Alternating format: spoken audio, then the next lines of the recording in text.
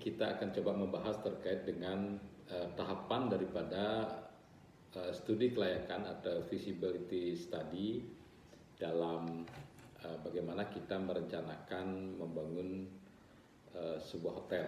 Ya, jadi kebetulan dalam membangun sebuah hotel itu kita sangat membutuhkan suatu perancangan di awal yang sangat lengkap, ya, karena bagaimanapun juga hotel merupakan salah satu usaha yang di dalamnya itu ada investasi yang harus dipertimbangkan terkait dengan pertumbuhannya secara signifikan ke depannya.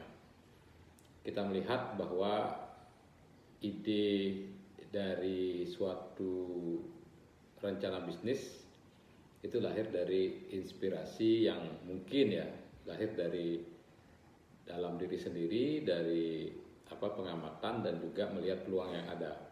Nah, ini harus disinergikan terkait dengan tren-tren apa yang ada di industri kita, demand yang muncul seperti apa, sehingga nanti proses dari penyusunan ide, kemudian brainstorming, kemudian perancangan, desain arsitektur, pembiayaan dan sebagainya, proses construction hingga grand opening ini bisa berjalan dengan lancar.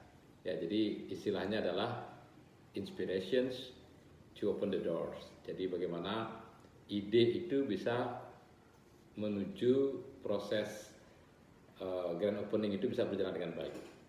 Nah, di sini tentunya pertama kita ingin menggunakan salah satu model perancangan bisnis ya melalui BMC atau bisnis model canvas, yang dimana 9 tahapannya ini dari key customer segmentation atau kunci utama pada segmentasi pasar utama apa yang akan disasar ya, hingga kepada tahapan dari key cost structure atau struktur biaya-biaya pengeluaran yang utama.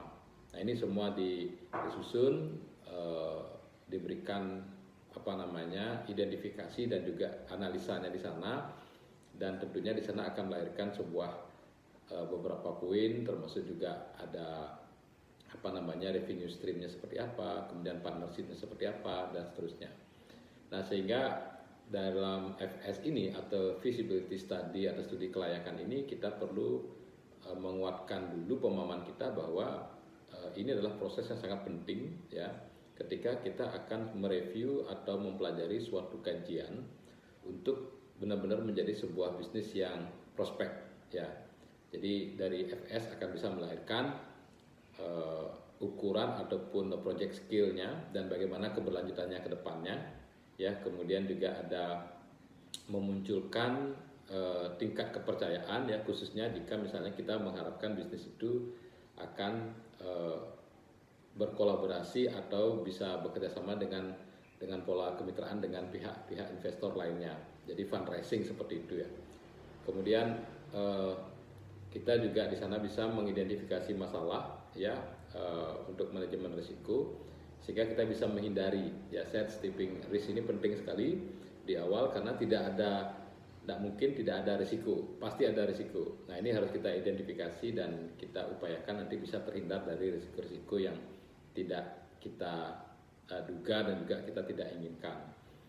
Nah, sehingga muncullah di sana keputusan yang lebih baik dalam merancang bisnis ini, sehingga nantinya ketika beroperasi juga akan bisa berjalan dengan baik ya, bertumbuh secara eksponensial seperti itu, sehingga dalam operasional pun nantinya ya, kaitan dengan manajemen strategi ini akan menjadi lebih lancar, tidak terganggu.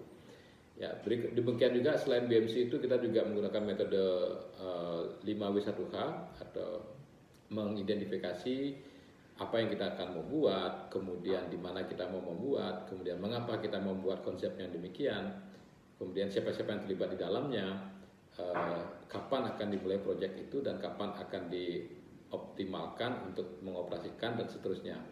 Dan terakhir adalah bagaimana proses ini akan berjalan ya, apakah memungkinkan nanti melibatkan stakeholder yang lainnya atau tim expert ya, seperti ahli bidang keuangan, kemudian arsitektur desain, interior, kemudian human resources dan sebagainya.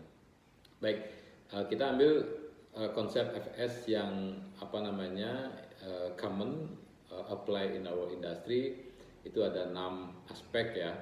Saya pribadi biasa menerapkan program ini atau langkah-langkah ini. Yang pertama adalah terkait dengan bagaimana kita bisa mengidentifikasi kondisi makro daripada environment ataupun situasi bisnis saat ini.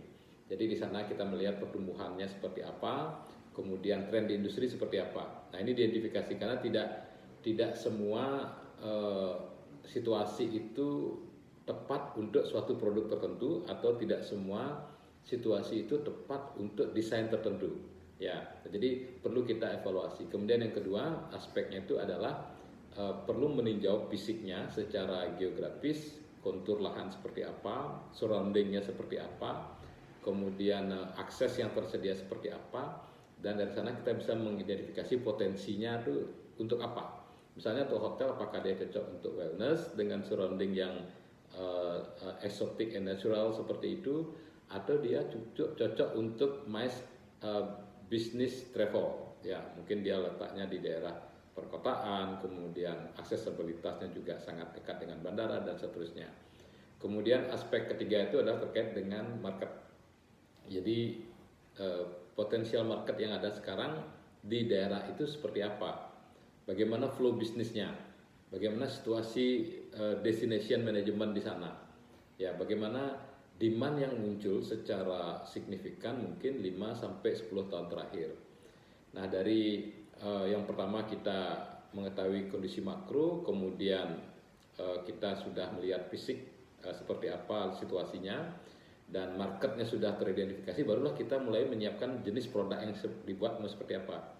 Apakah dia city hotel atau building hotel, atau mungkin dia resort, villa dan seterusnya ya. Jadi sangat menyesuaikan kaitan dengan aspek 1, 2, 3 dan yang keempat ini. Yang kelima, kita sudah tahu produknya seperti apa, kondisinya seperti apa, baru kita masuk ke mengidentifikasi risiko. Jadi tantangan-tantangan yang muncul, isu-isu yang ada, kompetisi, ini semua diidentifikasi, kemudian kita usaha eliminir risiko-risiko yang potensial itu kita eliminir, sehingga nantinya itu bisa berpeluang menjadi suatu opportunity. Yang terakhir, barulah kita berbicara terkait dengan finansialnya. Ya, kita sudah tahu mau bikin apa, kapan, kemudian siapa yang terlibat, besarannya seperti apa, nanti marketnya seperti apa, produknya seperti apa, nanti dijual seperti harga berapa. Nah, inilah kita akan menentukan besaran daripada investasi itu. Tentunya di sini dikembalikan kepada para investor, apakah mau dilakukan secara bertahap atau sekali jalan, atau melibatkan investor lainnya melalui crowdfunding dan seterusnya. Nah, di sana ada perhitungan terkait dengan biaya, kemudian prospek profitnya atau profitability-nya, dan juga return on investment-nya. Dari sana baru kita bisa menyiapkan stage atau langkah berikutnya, yaitu tahapan untuk mulai dari pengadaan ya, atau procurement, kemudian kita melakukan pre-construction-nya, ya, diskusi dengan arsitek dan seterusnya, melibatkan siapa saja ya. Kemudian mulai dengan construction-nya, ini antara 8-24 bulan biasanya, tergantung size of the property dan juga tingkat kesulitan secara geografis. Kemudian fase pre-opening, di sana ada test commissioning, kemudian setup untuk itu. Dan yang terakhir kita menuju kepada grand opening atau pembukaan secara resmi operasional dari itu. Demikian sharing saya terkait dengan studi kelayakan atau feasibility study FS untuk perencanaan pengembangan bisnis hotel. Semoga bermanfaat.